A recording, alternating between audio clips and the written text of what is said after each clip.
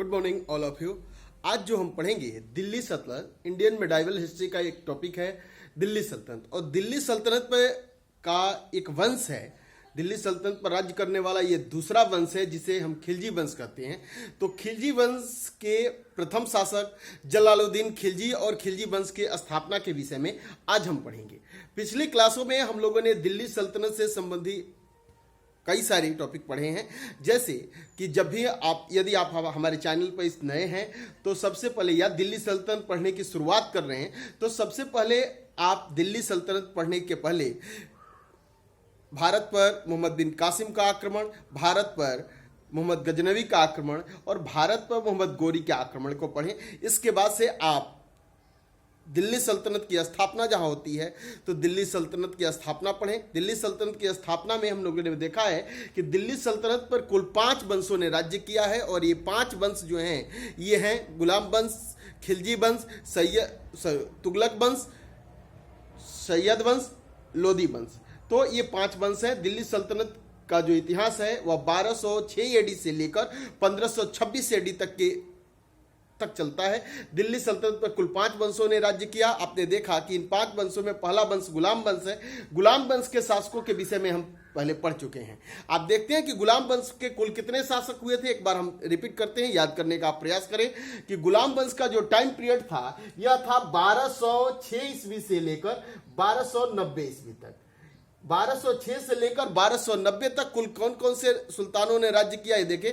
1206 से लेकर 1210 ईस्वी तक गुलाम वंश का पहला शासक कुतुबुद्दीन ऐबक राज्य करता है। 1210 में कुतुबुद्दीन ऐबक की मृत्यु होती है और कुतुबुद्दीन ऐबक का पुत्र आराम शाह 1210 में गद्दी पर बैठता है, लेकिन कुछ मंथों के लिए वह गद्दी पर बैठता है। 1210 में ही उसे कुतुबुद्दीन ऐबक का दामाद इल्तुतमिश गद्दी से हटाएगा और इल्तुतमिश गद्दी पर राज्य करेगा। तो 1210 से लेकर 1236 तक इल्तुतमिश राज्य करता है। यह तीसरा शासक है। चौथा शासक इल्तुतमिश की मृत्यु के बाद रुकनुद्दीन फिरोज गद्दी पर बैठता है 1236 ईस्वी में। कुछ महीने तक यह शासन करता है। इसके बाद इसे पुनः 1236 में गद्दी से उतारकर रजिया सुल्तान गद्दी पर बैठती है और रजिया सुल्तान 1236 से लेकर 1240 ईस्वी तक 1236 से लेकर 1240 तक राज्य करती है।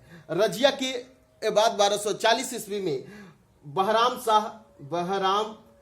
शाह सुल्तान बनता है और बहराम शाह 1240 से लेकर 42 ईस्वी तक गद्दी पर बैठता है। 1242 ईस्वी में अलाउद्दीन मसूद शाह इसे गद्दी से हटाकर बहराम को 1242 ईस्वी में गुलाम वंश का शासक बनता है और 1242 से लेकर 1246 ईस्वी तक अलाउद्दीन मसूद शाह दिल्ली सल्तनत की गद्दी पर गुलाम वंश का यह शासक रहता है।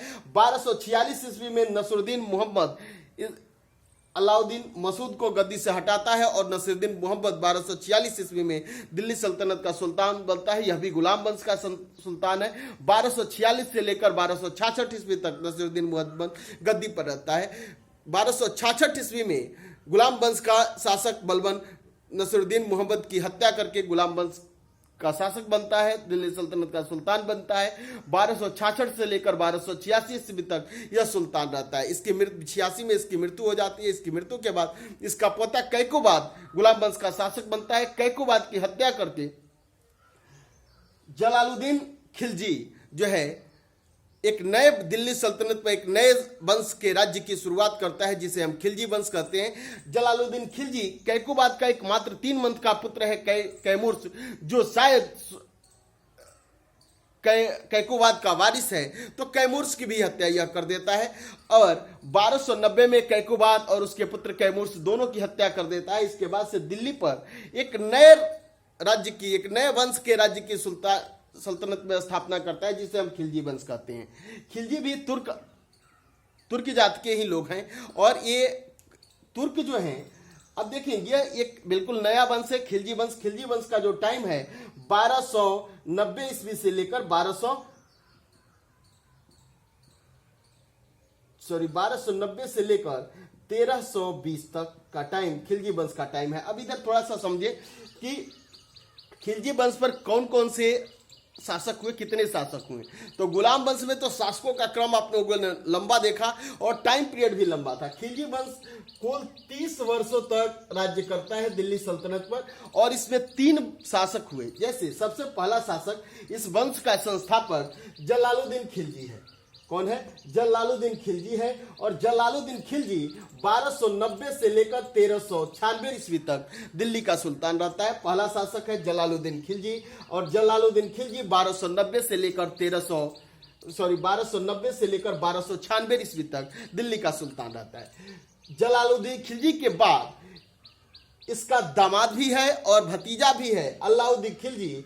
जलालुद्दीन खिलजी की हत्या कर 1296 ईस्वी में दिल्ली का सुल्तान बनता है, और 1296 से लेकर 1316 ईस्वी तक, कब तक? तो 13 से 16 ईस्वी तक, थोड़ा सा सुधार कर लेंगे, 1316 ईस्वी तक यह सुल्तान रहता है। और 13 से 16 से लेकर 1320 ईस्वी तक जो है मुबारक शाह दिल्ली सल्तनत में खिलजी वंश का सुल्तान रहता है। तो ये 3 सुल्तानों को आपको मात्र याद करना है।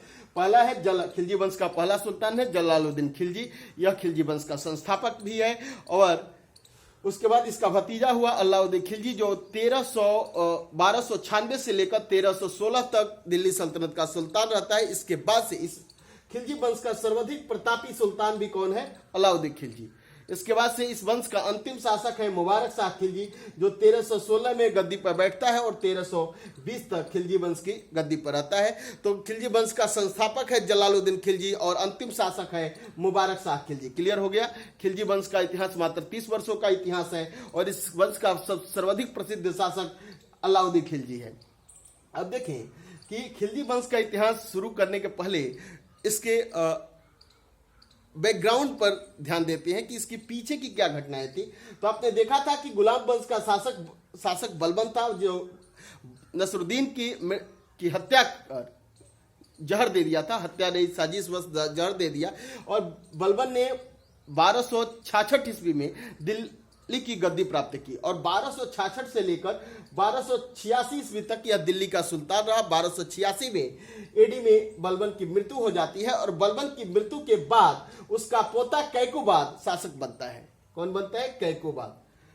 कैकुबाद जो है कहा जाता है बलबन अपनी राजधानी कहां बनाकर रखा था? तो लाल महल को। और कैकुबाद ने कहां से राज्य किया? तो किलघड़ी महल से राज्य किया। तो किलघड़ी से यह राज्य करता है। कैकुबाद का सेनापति जलालुद्दीन खिलजी है। एक व्यक्ति जलालुद्दीन खिलजी है, यह कैकुबाद का सेनापति है। कैकुबाद एक काफी जो है कम उम्र का व्यक्ति, किशोर है, 15 से 16 की अवस्था है। यह हमेशा शराब और शबाब में डूबा रहता है, क्योंकि यह बलबन के काल तक न इसने शबाब देखा था और न शराब देखा था, न म्यूजिक सुना था। यह बिल्कुल कड़ी अनुशासन में अपना जीवन व्यतीत किया है।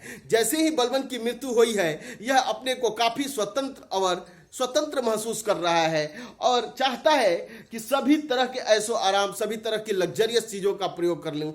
कहा जाता है कि इसके समय में बर्नी कहता है कि पूरे देश के चाट और भाट जो है दिल्ली की तरफ रुख कर दिए हैं जब से कैकुबाद सुल्तान बना हुआ है। तो अब देखें तो कैकुबाद एक बिल्कुल अयोग्य सुल्तान है, और इसकी अयोग्यता का लाभ उठाते हुए इसका सेनानायक है जलालुद्दीन खिलजी इसकी हत्या कर देता है। और इसकी हत्या के साथ ही इसका मात्र 3 मंथ का पुत्र कैमूर से जलालुद्दीन सोचता है कि अगर यह कैमूर जिंदा रहेगा तब पुनः यह सत्ता के लिए समस्या खड़ी करेगा, तो कैमूर की भी हत्या करता है। इसे इतिहास में खिलजी क्रांति, क्या कहते हैं इसे इतिहास में?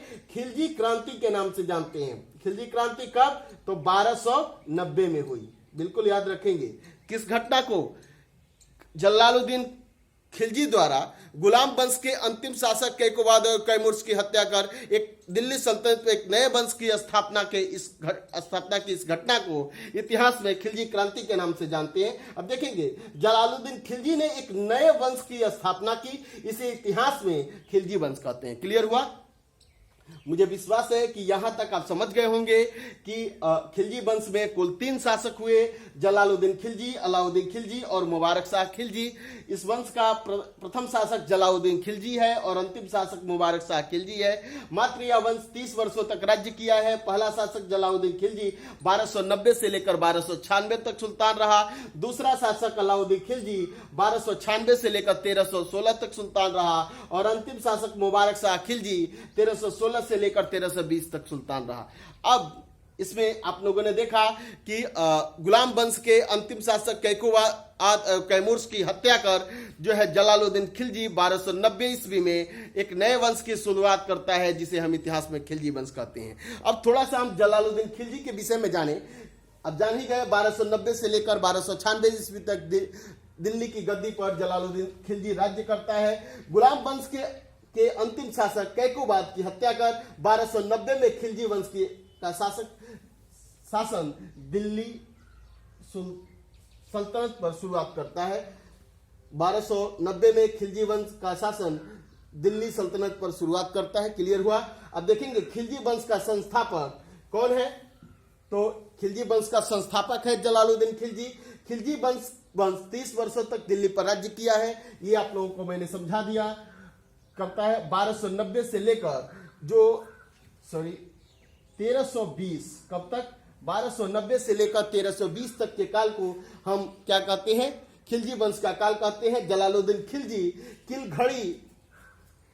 किलघड़ी या किलखरी, इसे किलघड़ी भी कहते हैं, किलघड़ी महल या किलखड़ी महल को अपनी राजधानी बनाता है और 1296 में इसके भतीजा या दामाद, 1296 ईस्वी में जलालुद्दीन का भतीजा है और दामाद भी है, इसकी हत्या अलाउद्दीन खिलजी ने इसकी हत्या कर दी। कहां पर किया है?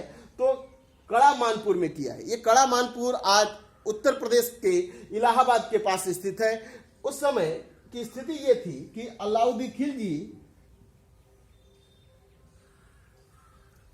जलालुद्दीन के समय बदायूं का सूबेदार है। कहां का सूबेदार है? बदायूं का। बदायूं का यह सूबेदार जलालुद्दीन का यह भतीजा अलाउद्दीन खिलजी बदायूं क्षेत्र और कड़ा वाले क्षेत्र पर अधिकार कर लिया है, प्रयाग इलाहाबाद वाले क्षेत्र पर अधिकार कर लिया है। इसके विजय अभियान से काफी प्रभावित होकर जलालुद्दीन खिलजी इसे सम्मानित करने के लिए कहां जाता है? तो कड़ा में जाता है, यानी कड़ा मानपुर पहुंचता है प्रयाग में। वहीं पर धोखे से गया है जलालुद्दीन खिलजी अलाउद्दीन खिलजी को सम्मानित करने, उपहार देने। उसके विजय से काफी उत्साहित है और काफी प्रसन्न है जलालुद्दीन खिलजी और उसे पारितोषिक देने गया है अपने भतीजे अलाउद्दीन खिलजी को कि तुमने ये बहुत बड़ा कार्य किया है, दिल्ली सल्तनत का विस्तार किया है। अब समय का लाभ उठाकर अलाउद्दीन खिलजी अपने चाचा जलालुद्दीन खिलजी की हत्या कर देता है। कब? 1216 ईस्वी में, 1296 ईस्वी में अलाउद्दीन खिलजी जलालुद्दीन खिलजी की हत्या कर देता है और 1296 में अलाउद्दीन खिलजी दिल्ली का सुल्तान बन जाता है। अगली क्लास में हम दिल्ली के सुल्तान और खिलजी वंश के दूसरे शासक अलाउद्दीन खिलजी के विषय में पढ़ेंगे। मुझे विश्वास है कि आप समझ गए होंगे कि खिलजी वंश की शुरुआत जलालुद्दीन खिलजी करता है। कब करता है? तो 1290 में इस वंश की शुरुआत करता है और यह वंश 1290 से लेकर 1320 ईस्वी तक दिल्ली सल्तनत की गद्दी पर इस वंश के शासक राज्य करते हैं। इस वंश का संस्थापक जो है जलालुद्दीन खिलजी है, जिसका टाइम पीरियड 1290 से लेकर 1296 ईस्वी है। यह गुलाम वंश के अंतिम शासक कैकोबाद है और उसके पुत्र कैमूर्स की हत्या करके इतिहास दिल्ली सल्तनत पे एक नए वंश के राज्य की शुरुआत करता है, जिसे हम खिलजी वंश कहते हैं। खिलजी वंश का संस्थापक जलालुद्दीन खिलजी है। खिलजी वंश कुल 30 वर्षों तक दिल्ली पर राज्य किया है। जलालुद्दीन खिलजी किलघड़ी महल से, याद होगा कि कैकोबाद भी जो बलबन का पोता है, यह भी किलघड़ी महल से ही राज्य करता था और बलबन लाल महल से राज्य करता था। बलबन ने अपनी राजधानी लाल महल को बना रखी है, लेकिन जलालुद्दीन खिलजी ने किलघड़ी को अपनी राजधानी बना रखी है। 1296 में इसका भतीजा या दामाद जो अलाउद्दीन खिलजी था, यह जलालुद्दीन खिलजी की हत्या कर हत्या करता है। याद रखेंगे, कड़ा मानपुर, यह इलाहाबाद में है। हत्या कर दिल्ली सल्तनत पर अपना अधिकार कर लेता है और दिल्ली सल्तनत का सुल्तान अलाउद्दीन खिलजी 1296 ईस्वी में बनता है। अब ये तो आप खिलजी वंश समझे, अगली क्लास में हम अलाउद्दीन खिलजी को पढ़ेंगे।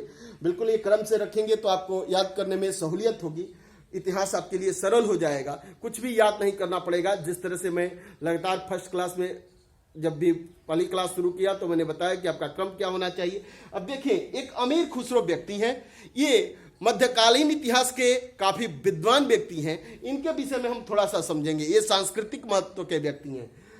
अमीर खुसरो का मूल नाम जो था मोहम्मद हसन है। ये एग्जाम की दृष्टि से काफी महत्वपूर्ण नाम है, याद रखेंगे। इनका मूल नाम क्या है, तो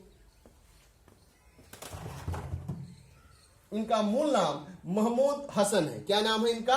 महमूद हसन है। उपनाम इनका, इन्हें दुनिया क्या कहकर पुकारती है? तूती ए हिंद। तूती ए हिंद इनकी उपनाम या उपाधि है। तूती ए हिंद का अर्थ होता है भारत का तोता। किसे कहते हैं भारत का तोता? अमीर खुसरो को। मूल नाम मोहम्मद हुसैन, उपनाम तूती ए हिंद। तूती ए हिंद का मतलब भारत का तोता। अब देखें, जन्म स्थान क्या है इनका? उत्तर प्रदेश में इनका जन्म हुआ था। उत्तर प्रदेश के बदायूं में पटियाला, कौन सा स्थान है? पटियाली। कौन सा स्थान है? पटियाली। ये कहां है? उत्तर प्रदेश, यूपी में है। कहां? बदायूं में है। ठीक है, याद है? तो इनका जन्म उत्तर प्रदेश के पटियाली में बदायूं नामक स्थान पे हुआ था। और इनका उपनाम बिल्कुल याद रखें, इन्हें क्या कहते हैं? तूती ए हिंद, भारत का तोता। ठीक है, जन्म स्थान समझ गए, पटियाली में है। पटियाली उत्तर प्रदेश के बदायूं जिले में स्थित है। अब देखें, ये सूफी संत निजामुद्दीन औलिया के शिष्य हैं। निजामुद्दीन औलिया काफी प्रसिद्ध संत है। इन्होंने इनका संबंध जो है गयासुद्दीन तुगलक से खराब हो गया था और गयासुद्दीन तुगलक के समय में के संबंध में एक स्टेटमेंट उन्होंने दिया था कि हुजूर दिल्ली दूरस्थ, हुजूर दिल्ली अभी दूर है। और यह इनका कथन अक्षरतः सत्य हुआ। इसलिए ये कथन भी एग्जाम की दृष्टि से काफी महत्वपूर्ण है। तो ये शिष्य किसके हैं? निजामुद्दीन औलिया, सूफी संत निजामुद्दीन औलिया के ये शिष्य हैं। और इन्होंने 7 सुल्तानों का दौर देखा है। दिल्ली सल्तनत के 7 सुल्तानों का दौर देखा है। बलबन के राज्य से ये दिल्ली सल्तनत में रहना शुरू करते हैं। इसने बलबन के राज्य को देखा है। बलबन के बाद इसने कैकोबाद के राज्य को देखा है। जलालुद्दीन खिलजी के राज्य को देखा है। अलाउद्दीन खिलजी के राज्य को देखा है। मुबारक शाह के राज्य को देखा, गयासुद्दीन को देखा है, मोहम्मद बिन तुगलक के राज्य को देखा है। तो कुल 7 सुल्तानों के दौर को इन्होंने देखा है। और ये सितार और तबला, भारतीय सितार और तबला के आविष्कारक भी हैं। तो अमीर खुसरो के विषय में आपने समझा। अमीर खुसरो, मूल नाम मोहम्मद हुसैन, उपनाम तूती ए हिंद यानी भारत का तोता, जन्म स्थान उत्तर प्रदेश, बदायूं, पटियाली। ठीक है, शिष्य किसके हैं? निजामुद्दीन औलिया, सूफी संत निजामुद्दीन औलिया के शिष्य हैं। बलबन के काल को देखा है इन्होंने, 7 दिल्ली के सुल्तानों के काल को देखा है। बलबन के राज्य से यह शुरू करते हैं और लगभग 7 सुल्तान मोहम्मद बिन तुगलक के दौर तक के इन्होंने देखा है। इस क्रम में 7 सुल्तान हैं। तो आज हम एक छोटा सा एक टॉपिक था अमीर खुसरो, जो एग्जाम की दृष्टि से काफी महत्वपूर्ण था, इस पर हम लोगों ने प्रकाश डाला। अगली क्लास में हम खिलजी वंश के दूसरे शासक अलाउद्दीन खिलजी के विषय में पढ़ेंगे। और बिल्कुल ये क्रम याद रखेंगे, दिल्ली सल्तनत जब भी पढ़ें आप इसी तरह से पढ़ें। पहले भारत पर प्रथम अरब आक्रमण, मोहम्मद बिन कासिम का आक्रमण पढ़ें, मोहम्मद बिन गजनवी का आक्रमण पढ़ें, गोरी का आक्रमण पढ़ें। इसके बाद से आप दिल्ली सल्तनत में को पढ़ें, गुलाम वंश, खिलजी वंश, तुगलक वंश, सैयद वंश और लोदी वंश को पढ़ें। गुलाम वंश की शुरुआत करें तो सबसे पहले कुतुबुद्दीन ऐबक को पढ़ें, इल्तुतमिश को पढ़ें, रजिया सुल्तान को पढ़ें, बलबन को पढ़ें। इसके बाद से आप खिलजी वंश का इतिहास शुरू करें और खिलजी वंश में पहले खिलजी वंश के संस्थापक जलालुद्दीन खिलजी को पढ़ें। इसके बाद से आप अलाउद्दीन खिलजी को पढ़ेंगे तो आपके लिए इतिहास सरल होगा और आपको कुछ भी याद नहीं करना पड़ेगा। दैट्स ऑल, थैंक यू, धन्यवाद।